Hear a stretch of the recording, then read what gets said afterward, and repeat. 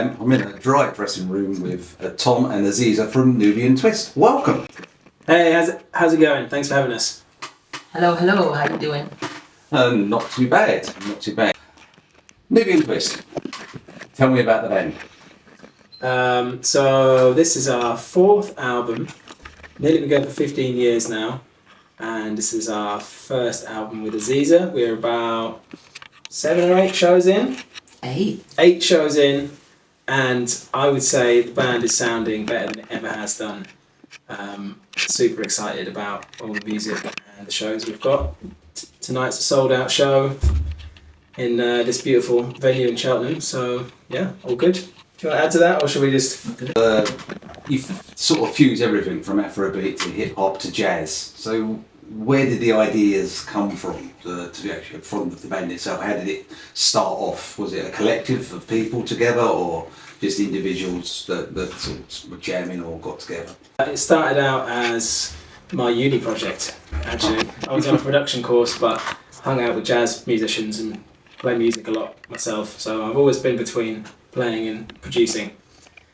And next thing I know, there's 12 people on the stage. We're just doing it for a laugh. And then here I am 15 years later with 9 of us now, but it's still a big band, and it's still very much a kind of DIY project of a lot of stuff is done in my home studio, and we all muck in and make it all work.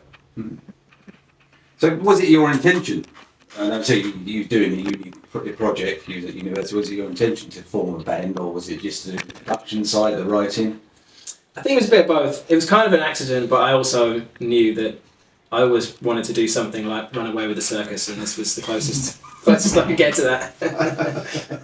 Yeah, I think we could all run away with the circus. Yeah. I think it would be good. So you feel that was your calling? I think so.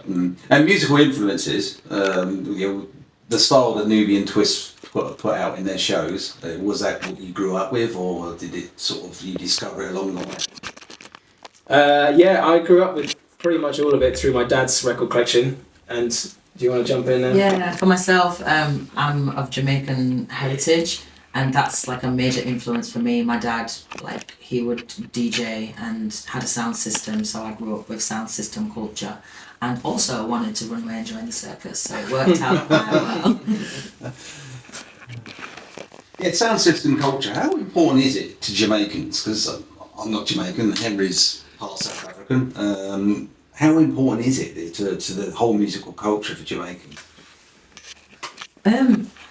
It's life. It is life. But I'm also finding that it's far from just Jamaican culture. It's a massive thing of union. For me, it's like I'm finding it's a musical union where I've found other people that are into sound system culture that aren't Jamaican love it more than many Jamaicans, and I find home with people where I wouldn't have even known that I belonged, you know?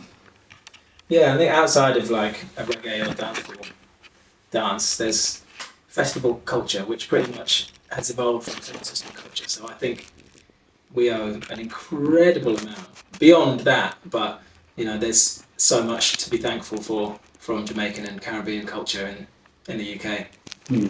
Yeah, I think music it transcends all races, and you should never put it into boxes, and you should never say it's a particular race thing, because music is fantastic, and it's also about discovery. Do you find that you're discovering new music all the time? Yeah, absolutely, and more so these days than ever before because of the internet, and it's kind of overwhelming sometimes.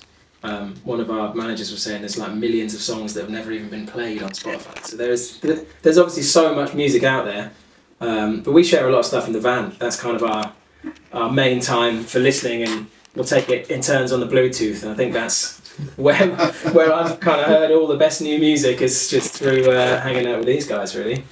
Yeah, totally. Especially hanging around with musicians, you hear a lot of stuff that I think wouldn't even be captured by the radio or just that popular music culture that's broadcasted in a lot of places. You might receive new information or new music, yeah, the van is the one. And especially when it gets to like post gig, late drive back, 1 a.m, had a few tequilas, and we start basically doing a back-to-back DJ rave set. Normally me, you, and Hannah, isn't it? I think there's some DJ sets in the making there to come in future.